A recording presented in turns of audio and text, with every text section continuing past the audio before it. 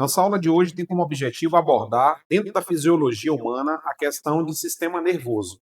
E falar de sistema nervoso, nós temos que lembrar três coisas. Dentro da nossa metodologia, o conceito, as funções e a classificação do sistema nervoso. Como é que nós entendemos o sistema nervoso? O que é o sistema nervoso? Eu posso dizer que o sistema nervoso é um conjunto de tecidos e órgãos responsáveis por controlar funções vitais, por nos comunicar diretamente com o meio. Então eu tenho, repetindo, o sistema nervoso como um conjunto de células, um conjunto de tecidos e órgãos de alta complexidade para controlar funções vitais. Aí vem logo a função. Qual é a função do sistema nervoso? A função do sistema nervoso é memória, raciocínio, controlar funções vitais, não é isso? Questões emocionais, todas as funções vitais, quando eu digo de uma frequência cardíaca, uma frequência respiratória, uma pressão arterial, são controlados pelo sistema nervoso.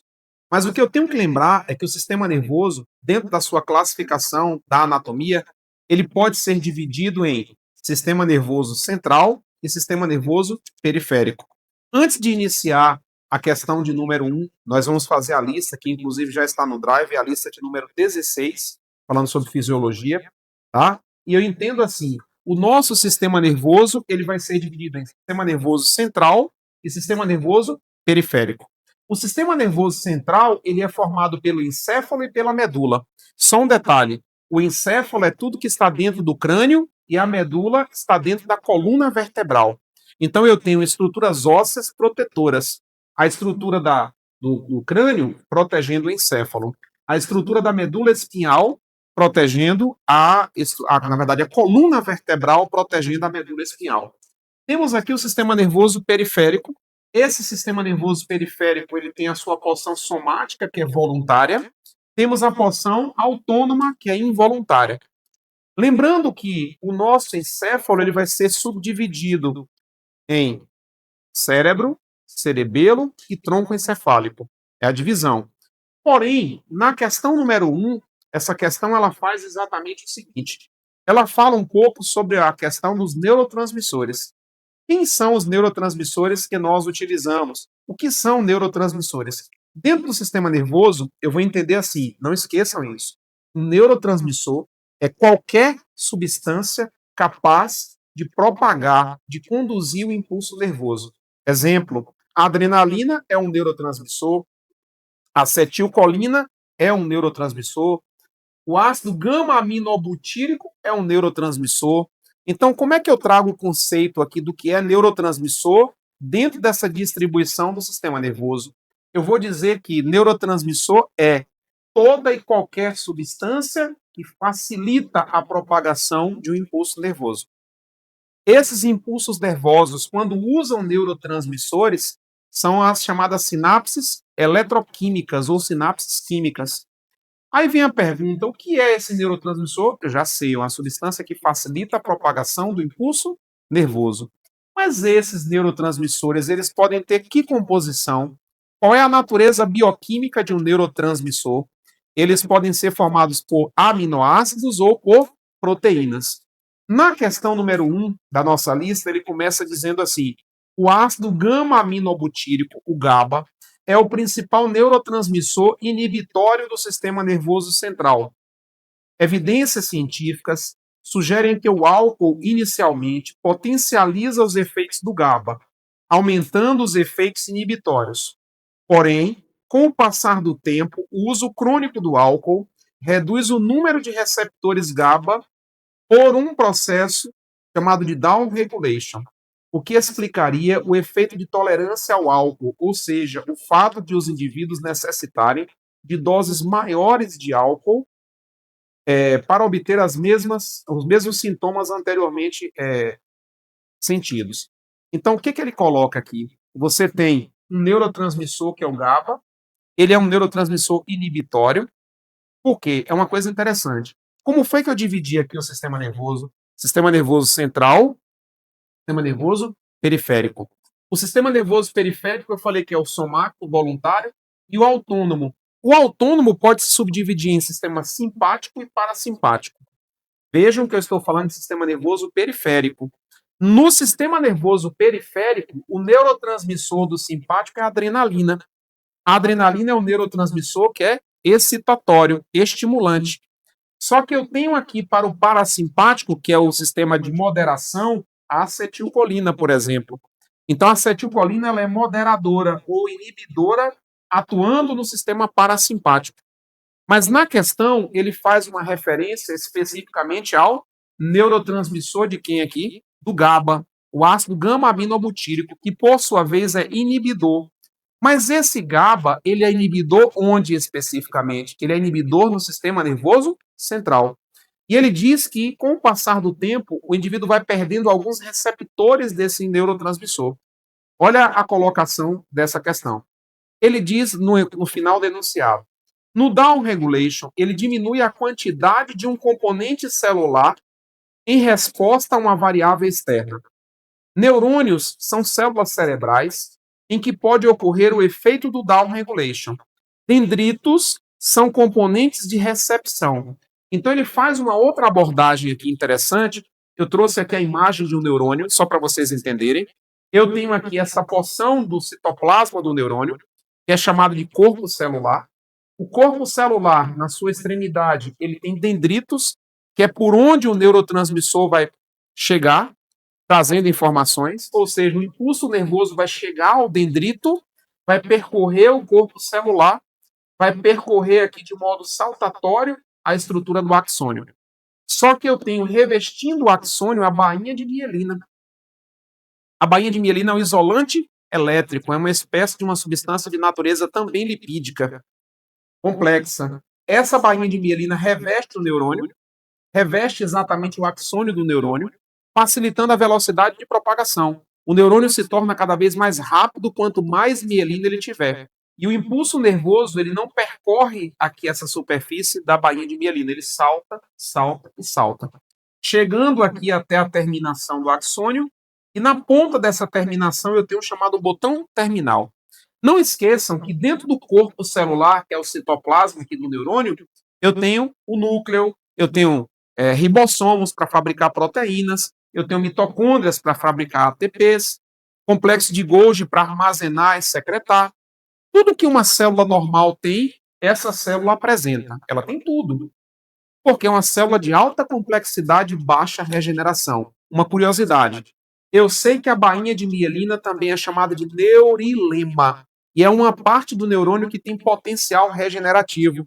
É uma das únicas estruturas do neurônio que tem capacidade de regeneração. Então, só lembrando, quando eu vou inibir com o álcool esse neurotransmissor, que é o ácido gama-aminobutírico, o álcool inibe o GABA, eu vou entender o seguinte: esse neurotransmissor, ele vai chegar em que região do neurônio? Esse neurotransmissor vai chegar através do dendrito. Ele chega através do dendrito. Então, nessa questão, ele coloca: dendritos são componentes de recepção dessas células, enquanto os axônios são de transmissão. O impulso nervoso chega pelo dendrito, e ao chegar aqui pelo dendrito, o que, é que vai acontecer? Ele chegou no dendrito e passou para o axônio, chegando até o final. Então, esse recebe e esse aqui vai repassar o impulso nervoso. Perfeito. Mas qual é o comando real dessa primeira questão, abordando essa divisão e toda essa estrutura do sistema nervoso? Ele diz assim: com base nas informações, no caso de tolerância aumentada à repetição do consumo de álcool, o etanol, o corpo humano, em que componente celular ocorre o defeito mencionado? Porque eu sei que o estímulo vai chegar aqui, nessa porção do corpo, mas ele chega através dos dendritos. Então, qual é o receptor que o neurônio tem que não vai receber esse neurotransmissor, que é o GABA? É o dendrito. O dendrito não vai receber. Então, se este neurônio, se este dendrito não recebe, ele não repassa para propagar para um próximo neurônio adiante. Uma curiosidade: o neurônio ele não toca em outro neurônio não toca em uma glândula, neurônio não toca em músculo. Como é que é o nome que eu dei ao processo, ao local de propagação do impulso nervoso? Eu chamei de sinapse. Sinapse. O que é a sinapse? É o local de propagação de um impulso nervoso. A sinapse, não há contato físico nela. E eu tenho que ter ali uma sinapse que pode ser elétrica somente, quando os neurônios são muito próximos. Quando o neurônio é muito próximo do outro, a sinapse é somente elétrica. Não há necessidade de neurotransmissores, o impulso passa direto de um neurônio para outro, sistema nervoso central. Mas quando eu tenho neurônios também do central e alguns neurônios periféricos, eu sei que a propagação do impulso vai precisar de uma ponte de conexão. E quem é essa ponte de conexão? A ponte de conexão vai ser o neurotransmissor. Então, na nossa questão número 1, ele diz, letra a estrutura que foi danificada no neurônio que deixou de receber o estímulo foi o núcleo. Não. Letra B, o axônio das células cerebrais. Uma coisa curiosa, o impulso nervoso ele tem sentido unidirecional. Ele sempre vem do corpo para o axônio, ou seja, do corpo para a cauda do neurônio. O sentido dele é sempre corpo, cauda, ok? Então eu sei que a estrutura danificada foi o dendrito, então a resposta dessa nossa questão, alternativa letra C. Então a questão número 1 tem como alternativa verdadeira a letra C. A estrutura que vai deixar de receber o impulso é o dendrito. Se ele não recebe, óbvio, ele não propaga, ok? Vamos caminhar agora para a questão de número 2. Na questão de número 2, ele traz uma charge muito interessante, uma tirinha aqui, e ele mostra um indivíduo que aí representa um médico com um martelinho batendo no joelho do seu paciente. Quando você bate no joelho do paciente, você faz o quê? Com que ele tenha um reflexo. O joelho estende, ok? É o chamado reflexo patelar. Tem também um reflexo que é aqui nessa porção posterior, chamado reflexo tricipital, que é feito aqui no tendão do tríceps. E por que motivos o médico faz essa batidinha com aquele martelinho na região da patela, na região tricipital? Ele quer ver a preservação das vias nervosas. Existem vias que chegam ao sistema nervoso trazendo informações, existem vias que saem levando informações também. Então, eu sei que tem informações que chegam ao sistema nervoso, tem informações que saem do sistema nervoso.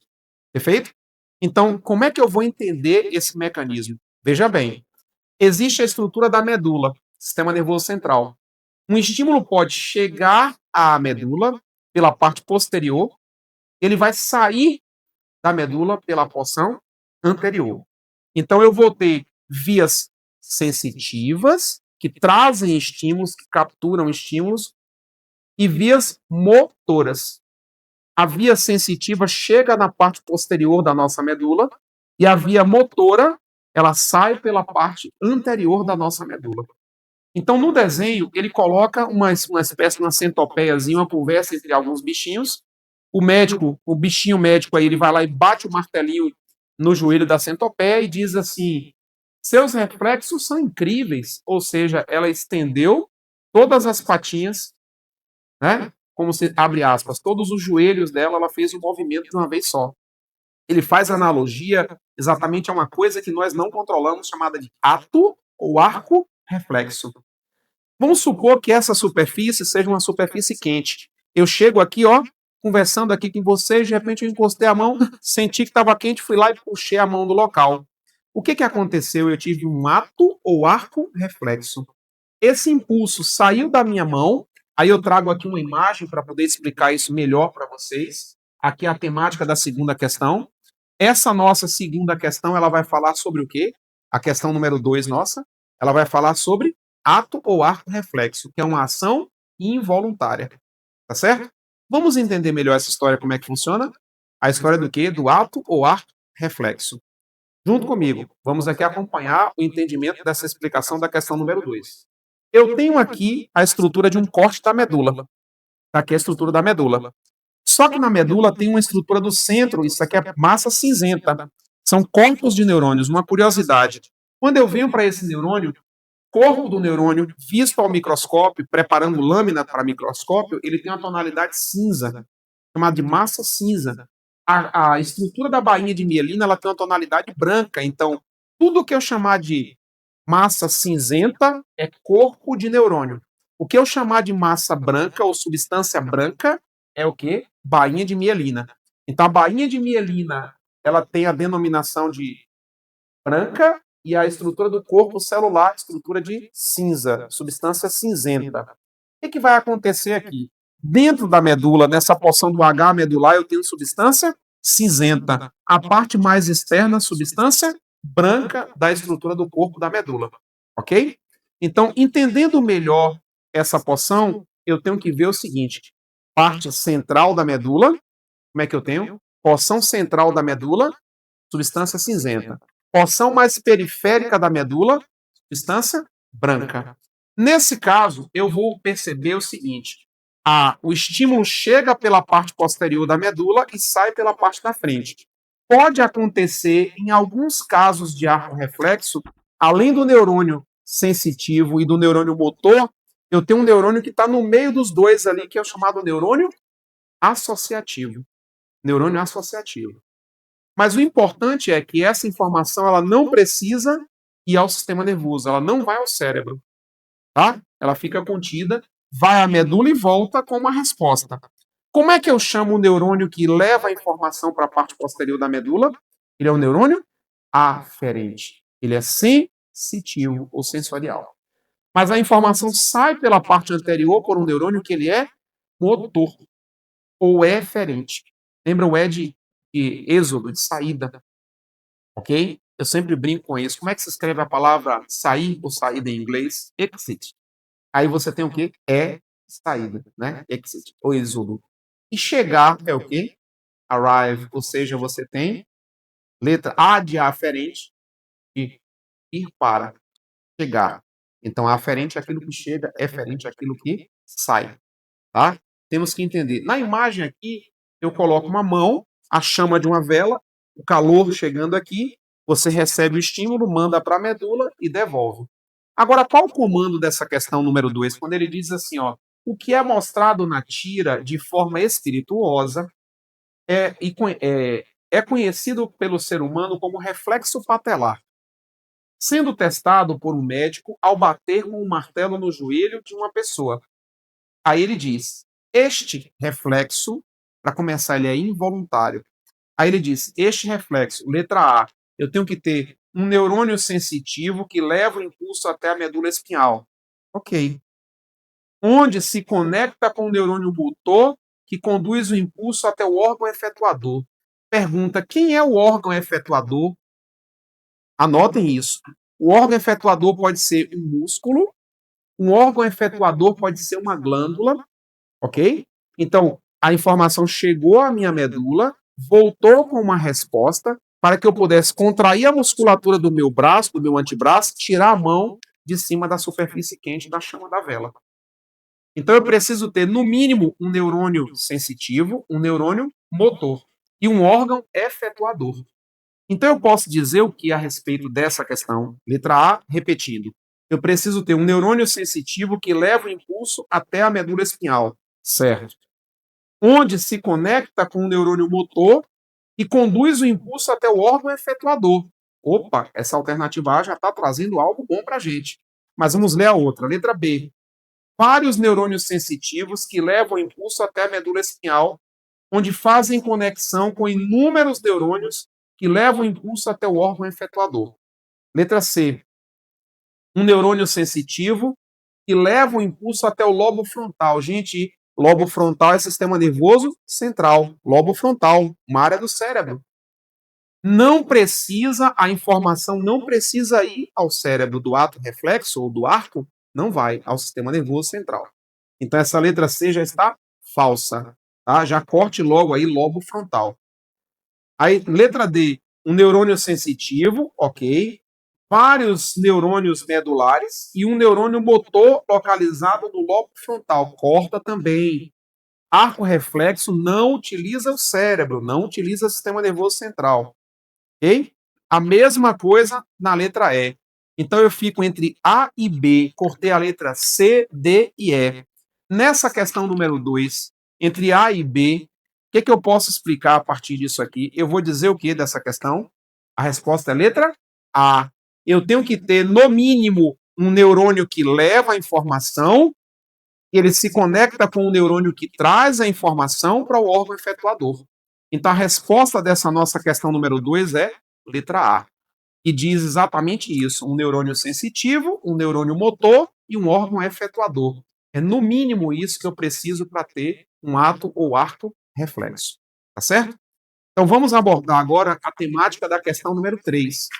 Só que essa lista nossa, a questão número 3, ele diz assim, ele começa falando sobre anestésicos. Uma curiosidade, o que que o anestésico faz? Ele faz com que nós não passemos por quadros de dor, ele faz com que eu não sinta dor. Mas como é que o anestésico consegue bloquear o mecanismo da dor? Aí eu trago de novo essa imagem do neurônio aqui para vocês. Vamos pensar o seguinte: a informação, o impulso nervoso saiu daqui do dendrito, percorreu, chegou aqui no botão terminal. No botão terminal, ela vai ter que se conectar neurônio com outro neurônio, neurônio com músculo, neurônio com uma glândula. Mas para acontecer isso aqui, eu preciso da presença do neurotransmissor. Então, o que que o mediador faz? Quem é esse mediador? O anestésico. O que que o anestésico faz? Gente, a descoberta do anestésico mudou toda a trajetória da medicina, tá? Então, o que que acontece? O anestésico, ele bloqueia a sinapse. Ele não deixa que um estímulo de dor passe, por exemplo, deste neurônio para esse outro neurônio, deste neurônio para esse músculo, e assim por diante. Então, o que que vai acontecer?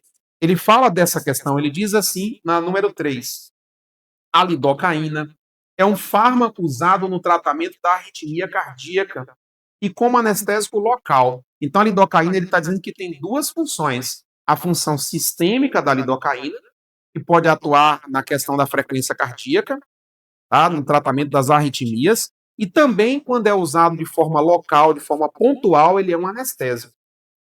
Então, ele vai fazer o quê? Ele vai fazer bloqueios da sinapse. Sua aplicação como anestésico local, ele pergunta a lidocaína como substância de acesso de funcionamento local, se deve à sua propriedade de bloquear o potencial de ação. Grifem a palavra, o termo, a expressão potencial de ação. O que é o potencial de ação? É o mecanismo de despolarização do neurônio, gerando a condução do impulso nervoso.